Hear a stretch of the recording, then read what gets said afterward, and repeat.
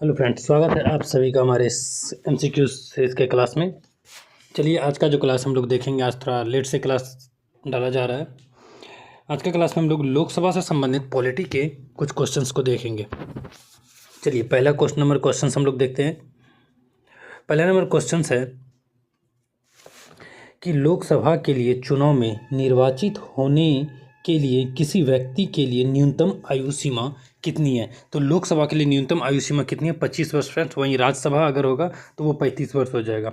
राज्यसभा की न्यूनतम आयु कितनी हो जाएगी? राज्यसभा की न्यूनतम आयु 30 वर्ष हो जाता है। कितना? 30। चलिए, दूसरा नंबर क्वेश्चन, संसद सदस्य बनने हेतु न्यूनतम आयु कितनी है? संसद के सदस्य बनने हेतु न्यूनतम आयु 25 वर्ष निर्धारित की गई है। दूसरा, लोकसभा का सदस्य चुने जाने के लिए एक व्यक्ति को किस आयु से कम नहीं होना चाहिए? तो इसका आंसर आप कमेंट बॉक्स में दें, क्योंकि अभी 2 क्वेश्चन लगातार आप देख चुके हैं same to same. 4 number question देखिए, क्या कहा जाता है? लोकसभा के लिए निर्वाचन के बारे में निम्नलिखित में से कौन सा कथन सही है, ये बताना है।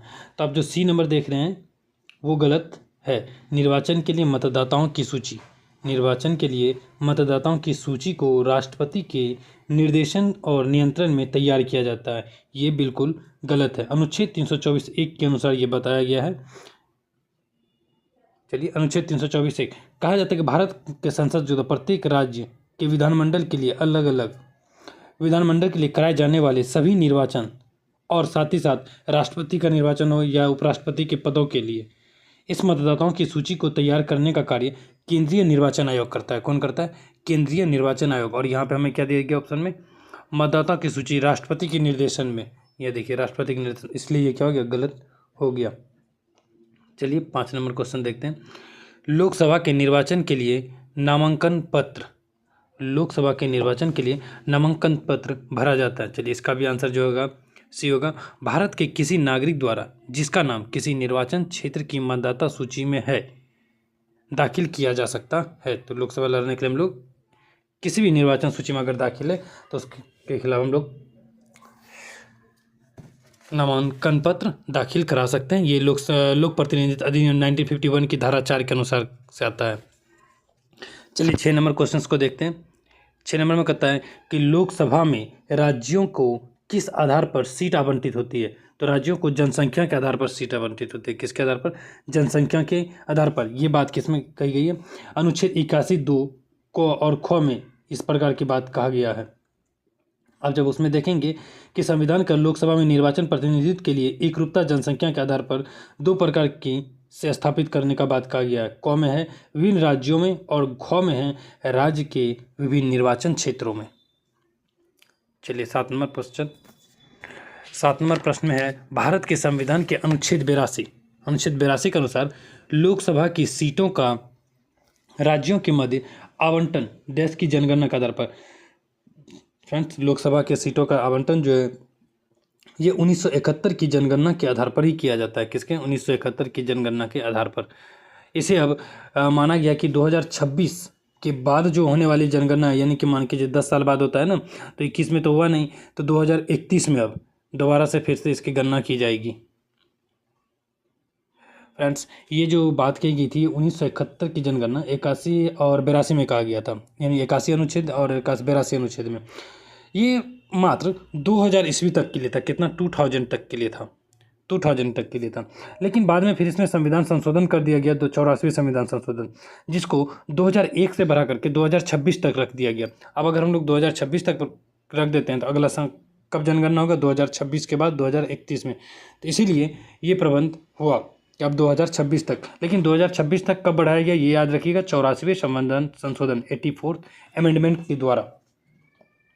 चलिए, 8 नंबर प्रश्न हम लोग देखते हैं कि वर्तमान लोकसभा के प्रत्येक राज्य के लिए स्थानों का आवंटन का आधारित है। तो स्थानों का आवंटन कितना आधारित है? सी नंबर 1971 की जनगणना। लोकसभा में राज्यवार सीटों का आवंटन वर्ष 1971 में जनगणना के आधार पर यह निर्धारित किस वर्ष तक यथारित रहेगा? तो जो यह निर्धारित था ये लगभग आपको 2031 तक रहेगा, क्योंकि 2026 के बाद जनगणना होगा। तो 26 के बाद तो 2031 तक, यानी कि 2031 तक इनडायरेक्टली ये रहेगा, तो इसलिए आंसर ए हो जाएगा। चलिए, 10 नंबर क्वेश्चन, ये थोड़ा बड़ा क्वेश्चन से देखिएगा। 84वें संविधान संशोधन कहता है 84th अमेंडमेंट के द्वारा, वही क्वेश्चन था 84th अमेंडमेंट के द्वारा इसे कहाँ तक बढ़ा दिया गया है। 84th अमेंडमेंट के द्वारा 1971 की जनगणना के आधार पर दिए गए, आप इसे पढ़िएगा तो वर्ष के बाद पहली जनगणना होगी। तो कब जनगणना होगी? 2026 के बाद ना, पहली जनगणना के बाद कहा गया 2026 के बाद जो पहली जनगणना होगी उसी आधार पर सीटों का आवंटन किया जाएगा। चलिए 11 नंबर, भारतीय संविधान में, भारत के संविधान में निर्धारित की गई लोकसभा में सदस्यों की अधिकतम संख्या हो सकती है। तो लोकसभा में सदस्यों की अधिकतम संख्या, जो ऑप्शन आपको दिया गया इनमें से कोई नहीं होगा, इनमें से कोई नहीं, ये हो जाएगा आंसर डी नंबर, इसका आंसर हो जाएगा।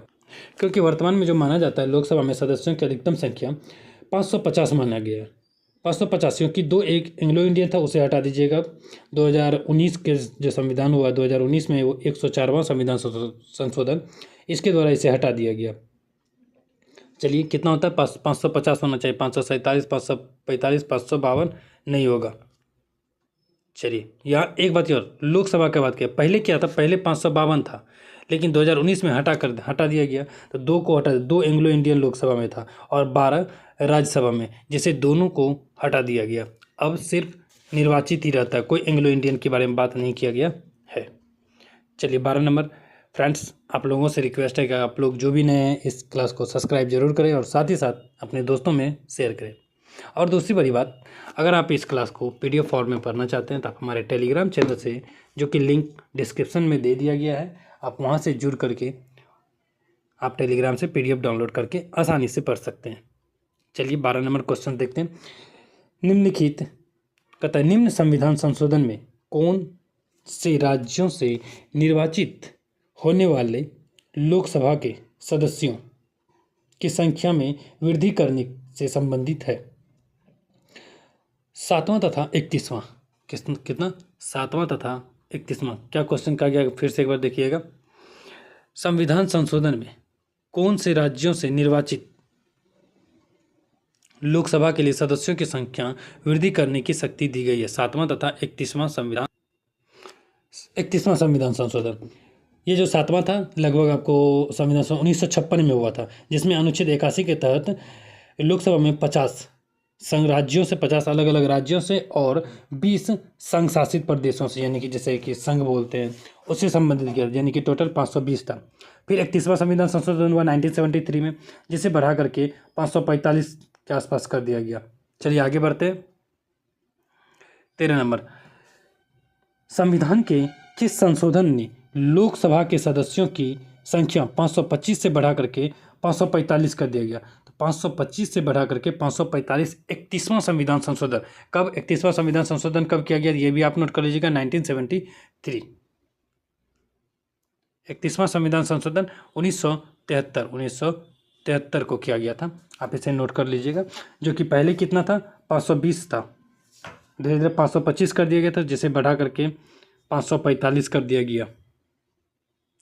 चलिए 14 नंबर क्वेश्चन, लोकसभा में सदस्यों जो अधिकतम संख्या निर्धारित की गई है, लोकसभा में सदस्यों की अधिकतम संख्या निर्धारित की गई है कितना? 550। 15 नंबर, लोकसभा की वर्तमान सदस्य संख्या क्या है? अगर हम वर्तमान को देखें तो 543 है। कितना है लोकसभा में? 543। लोकसभा में केंद्र शासित क्षेत्रों का सर्वाधिक प्रतिनिधित्व कितना हो सकता है? केंद्र शासित प्रदेशों का सर्वाधिक जो होता है 20 हो सकता है। ये भी कब कहा गया? ये भी आपको, ये तो आपको लगभग 7वां संविधान संशोधन में बता दिया गया था। चलिए 17 नंबर क्वेश्चन, आम चुनाव 2009 में 543 लोकसभा निर्वाचन क्षेत्रों के लिए चुनाव हुआ। कब? 2009 का बात कर रहा है। इनमें से कितने लोकसभा निर्वाचन क्षेत्र राज्य थे उस समय? उस समय जो थे 530।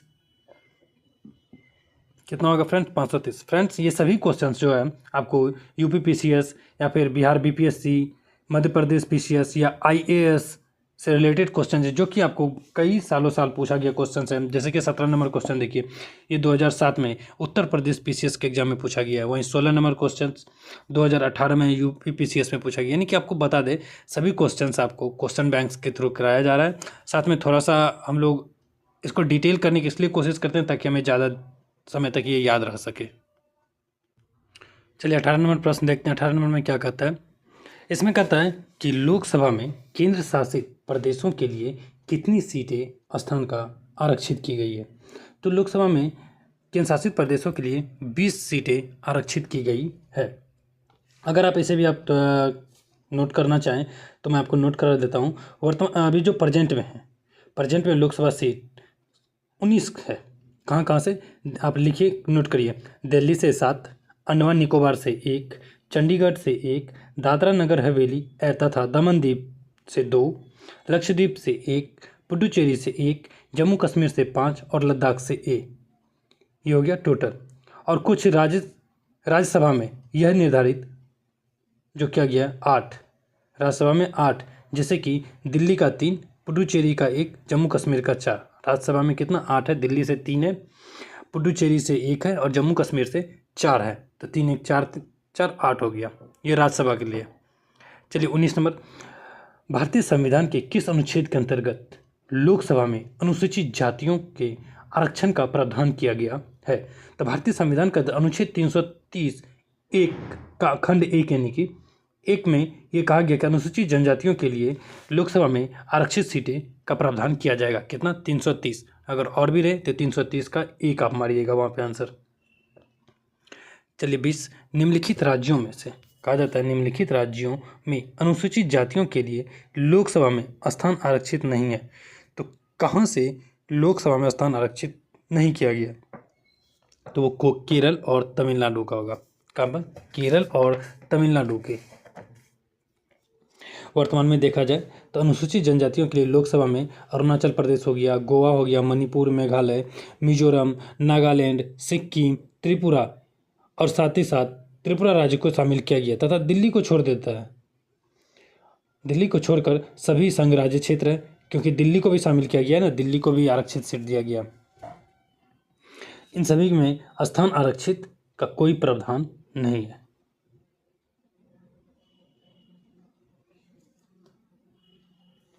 मतलब कहा जाता है कि दिल्ली को छोड़कर इन सभी क्षेत्रों में तो है, दिल्ली जो है एक संघराज्य क्षेत्र है ना, तो इसे कोई स्थान प्रावधान नहीं किया गया आरक्षित क्षेत्र के अंतर्गत। जबकि जम्मू कश्मीर, छोड़िए अभी आगे बढ़ते हैं। 21 नंबर, किस राज्य की लोकसभा में अनुसूचित जाति तथा अनुसूचित जनजाति के लिए आरक्षण नहीं है।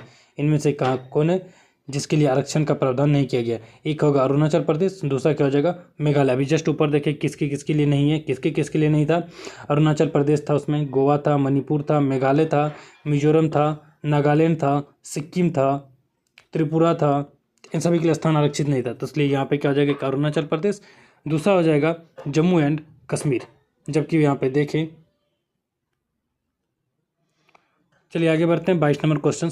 22 नंबर में कहता है कि लोकसभा में अनुसूचित जाति के लिए आरक्षित स्थानों की संख्या कितनी रखी गई है। तो लोकसभा में आरक्षित सीटों के लिए स्थान 84 रखा गया। कितना 84। वही 24 नंबर, निम्नलिखित लोकसभा में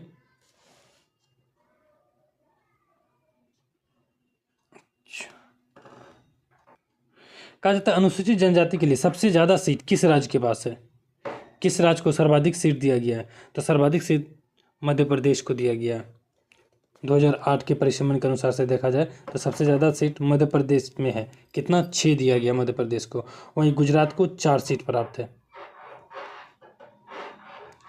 वहीं उत्तर प्रदेश और बिहार में SC/ST की जो है लगभग 0 दिया गया। उत्तर प्रदेश और बिहार में 0, गुजरात में 4 है और मध्य प्रदेश में 6 है। 25 नंबर, निम्नलिखित में से कौन सा राज्य लोकसभा में अनुसूचित जातियों के लिए सर्वाधिक प्रतिनिधित्व निर्वाचित करता है। तो इसका क्या जाएगा मध्य प्रदेश। अभी जस्ट देखें 26 नंबर में क्वेश्चन कहता है कि लोकसभा को कार्यकाल पूरा होने के पहले भंग किया जा सकता है। लोकसभा को कार्यकाल पूरा होने से भंग किया जा सकता है किसके अनुसार, प्रधानमंत्री की सिफारिश पर राष्ट्रपति के द्वारा। किसके, प्रधानमंत्री के सिफारिश पर राष्ट्रपति के द्वारा। इसमें अनुच्छेद 85(2) का प्रयोग किया जाता है। किसमें, अनुच्छेद 85(2). सबसे पहली बार अगर किसी का भंग हुआ था शायद ये यूपी का, अब थोड़ा इसे देख लीजिएगा कि मुझे जहाँ तक याद है उत्तर प्रदेश का भंग किया गया था। चलिए 27 नंबर, लोकसभा को उसके कार्यकाल की समाप्ति के पूर्व भंग किया जा सकता है। अभी जस्ट इसका क्वेश्चन देख लिए, इसका आंसर मंत्रिपरिषद या फिर प्रधानमंत्री की राष्ट्रपति के द्वारा। क्या हो जाएगा? सी नंबर आंसर। 28 नंबर क्या कहता है? निम्नलिखित कथनों पर विचार कीजिए। फ्रेंड्स आप ये कथन पढ़िए, इसका जो आंसर हो जाएगा 1 और 3 होगा आंसर। 1 नंबर और 3 नंबर दोनों हो जाएगा। 1 नंबर में क्या कहता है? भारत का राष्ट्रपति ऐसे स्थान पर जिसे ठीक समझे संसद का सत्र आहूत कर सकता है, राष्ट्रपति चाहे तो। और यह 1 वर्ष में दिनों की कोई न्यूनतम निर्धारित नहीं है जब संसद का चलना आवश्यक हो। चलिए ये दोनों क्या है? दोनों कथन सत्य किया गया है। यहाँ देखिए 1 3 हो जाएगा। 29 नंबर, लोकसभा की बैठक समाप्त की जा सकती है। लोकसभा की बैठक किसके द्वारा कैसे समाप्त की जा सकती है? स्थगन द्वारा, सत्रावसान द्वारा, विघटन द्वारा या सभी के द्वारा। इनमें से जो होगा सभी के द्वारा लोकसभा की कार्य किया जाता है। चलिए थोड़ा सा देख लेते हैं। लोकसभा का बैठक स्थगन, सत्रावसान और विघटन द्वारा समाप्त करने का बात किया गया। स्थगन लोकसभा का अध्यक्ष करता है। स्थगन लोकसभा का अध्यक्ष करता है। ये जो स्थगन है ये लोकसभा का अध्यक्ष करते हैं। जबकि सत्रावसान और विघटन, सत्रावसान और विघटन ये राष्ट्रपति के द्वारा किया जाता है अनुच्छेद 85(2) का प्रयोग करके। किसका? अनुच्छेद 85(2) का प्रयोग करके। इसलिए आंसर हमारा सभी हो जाएगा। निम्नलिखित में से कौन लोकसभा के सत्र का अवसान करने के लिए प्राधिकृत है? लोकसभा सत्र के अवसान करने के लिए प्राधिकृत है राष्ट्रपति। कौन है? राष्ट्रपति। चलिए लोकसभा का कार्यकाल, लोकसभा का कार्यकाल होता है आपातकाल की घोषणा के दौरान एक बार में 1 वर्ष से अधिक बार बढ़ाई जा सकती है। सी नंबर, एक बार में जब आपातकाल हो तो घोषणा के दौरान एक बार में 1 वर्ष तक के लिए बढ़ाया जा सकता है। फ्रेंड्स थोड़ा लंबा क्लास चल रहा है, मैं चाहूँगा कि अभी यहाँ से सभी क्वेश्चंस को जल्द से जल्द क्वेश्चन सॉल्व करने का 10 मिनट के अंदर सभी क्वेश्चन सॉल्व कर लिया जाए। लोकसभा के कम से कम कितने सत्र बुलाए जाते हैं? लोकसभा के वर्ष में कम से कम 2 सत्र बुलाए जाते हैं। कम से कम कितना? 2 सत्र बुलाए जाने का बात किया गया अनुच्छेद 85(1) के अनुसार। लोकसभा का कोरम, कुल सदस्य संख्या का कितना होता है? लोकसभा का कोरम, कोरम होता है कि जितना आदमी होता है ना, कुल सदस्य संख्या मेरा जितना है, तो अगर उसका 1/10 आदमी आएगा तभी लोकसभा चलेगा, वरना नहीं चल सकता। ये अनुच्छेद 103 में कहा गया है। चलिए लोकसभा का अधिवेशन गठित करने हेतु गणपूर्ति कितनी है? तो गणपूर्ति कितनी है? सदस्य संख्या के कुल सदस्य संख्या 10वां भाग। कितना? 10वां भाग, जिसे कोरम कहा जाता है। लोकसभा और राज्यसभा में गणपूर्ति संख्या कितनी है? लोकसभा और राज्यसभा में गणपूर्ति संख्या 1/10 रखा गया। कितना? 1/10। कौन सा राज्य सबसे अधिक प्रतिनिधित्व लोकसभा में भेजता है? जब आपको ऑप्शन में दिया गया तो इनमें से कौन सा राज्य सबसे अधिक अपना प्रतिनिधित्व लोकसभा में भेजता है? तो इसका हो जाएगा उत्तर प्रदेश। क्या हो जाएगा? उत्तर प्रदेश। थोड़ा सा नोट कर ही लीजिए। बिहार कितना भेजता है इसमें? आप बताइए कि बिहार कितना। चलिए उत्तर प्रदेश के बारे में, उत्तर प्रदेश 80 भेजता है, बिहार आपको 40 भेजता है। ये कितना भेजता है? 40। वहीं मध्य प्रदेश का बात कर ले तो मध्य प्रदेश 29 भेजता है। कितना भेजता है यहाँ पे? 29। पश्चिम बंगाल 42। पश्चिम बंगाल कितना? 42। ममता दीदी का 42, उत्तर प्रदेश का 80। उम्मीद है कि आप नोट कर लिए होंगे। चलिए आगे देखते हैं। भारत में किस राज्य का लोकसभा राज्यसभा प्रतिनिधित्व सबसे अधिक है? अगर सबसे ज़्यादा का बात करेगा तो उत्तर प्रदेश हो जाएगा। यहाँ किस क्या हो जाएगा? सबसे ज़्यादा का अगर बात करेगा तो यूपी हो जाएगा। इसके अलावा कोई दूसरा आंसर तो होगा ही नहीं, क्योंकि ये अब आप अच्छे तरीके से जानते हैं यूपी कितना 80 भेजता है लोकसभा में।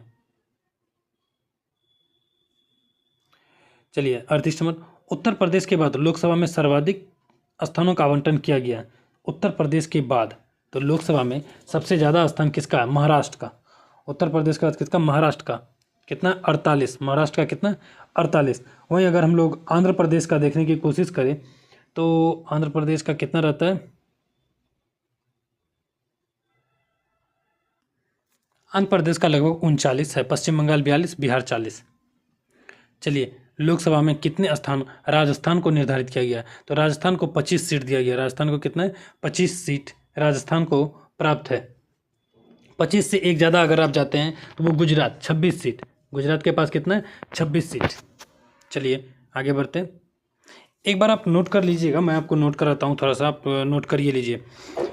लोकसभा में अलग अलग जगहों की सीटें, गुजरात को 26 मिला है, असम को 14, गुजरात 26, असम 14, झारखंड को 14, मध्य प्रदेश 29 है, छत्तीसगढ़ 11 है, तमिलनाडु 39, सिक्किम 1, मिजोरम 1, नागालैंड 1, उसके बाद महाराष्ट्र 48, छत्तीसगढ़ का तो आप नोट कर लिए होंगे 11 नंबर, आंध्र प्रदेश 25, आंध्र प्रदेश कितना 25, अभी जस्ट ऊपर हम क्या देख लिए कितने, आंध्र प्रदेश फ्रेंड्स यहाँ माफ कीजिएगा, या आंध्र प्रदेश को कितना दिया गया, आंध्र प्रदेश को 25 दिया गया है। चलिए आगे बढ़ते हैं।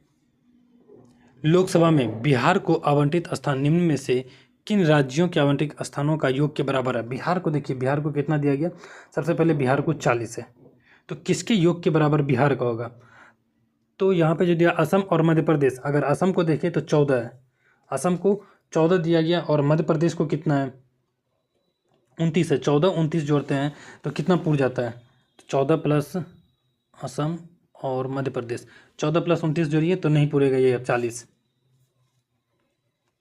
40 से ज़्यादा हो जाता है। असम और तमिलनाडु, अगर असम का बात करें तो असम को फिर 14 होगा, तमिलनाडु का 39, ये तो बहुत ऊपर भाग जाएगा ना, तो इसका जो आंसर होगा इनमें से कोई नहीं होगा, इसका आंसर इनमें से कोई नहीं हो सकता। चलिए आगे बढ़ते हैं। 41 नंबर प्रश्न, इसमें कहता है निम्नलिखित राज्यों के क्षेत्र में समूह में से किसकी लोकसभा केवल एक सीट है, यानी कि पूरा समूह को आप मिला देखिए, इनमें से कौन कौन है जिसकी सिर्फ एक ही लोकसभा सीट जिसे प्राप्त कराया गया है। इस समूह में जो होगा डी नंबर होगा इसका आंसर, चंडीगढ़, सिक्किम और मिजोरम, चंडीगढ़, सिक्किम, मिजोरम, इन्हें सिर्फ एक ही सीट प्राप्त कराया गया है। इसके साथ 2 और हो जाएगा, आप नोट कर लीजिएगा, नागालैंड और पुडुचेरी। चलिए आगे बढ़ते हैं। 42 नंबर क्वेश्चन क्या है, निम्नलिखित में से किस राज्य से लोकसभा के 2 सदस्य निर्वाचित किए जाते हैं। 2 सदस्य निर्वाचित करने का बात कर रहा है, तो 2 सभा किसमें, त्रिपुरा के पास है, मेघालय, त्रिपुरा, गोवा, मणिपुर, दादरा नगर हवेली, यहाँ से 2-2 किया जाता है।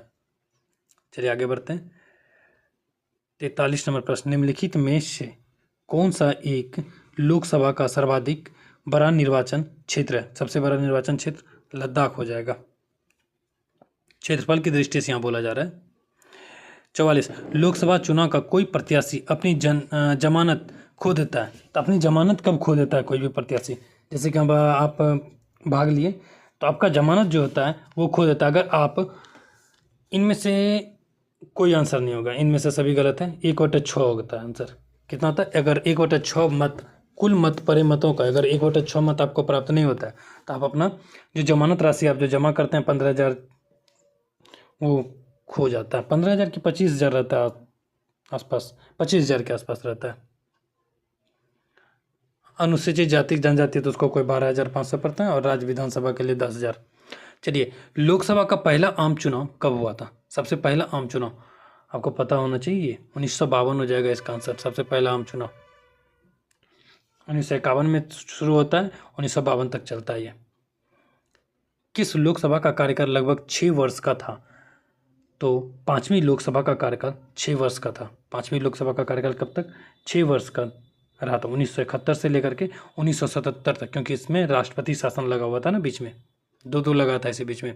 9वीं लोकसभा कब भंग की गई, जो 9वां लोकसभा है इसे कब भंग किया गया, तो इसे मार्च 1991 में 9वीं लोकसभा को भंग कर दिया गया, जो कि 2 दिसंबर 1989 को ये जीत करके आया था।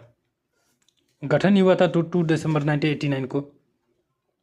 चलिए 48, भारत में 12वीं लोकसभा के लिए निर्वाचन हुए।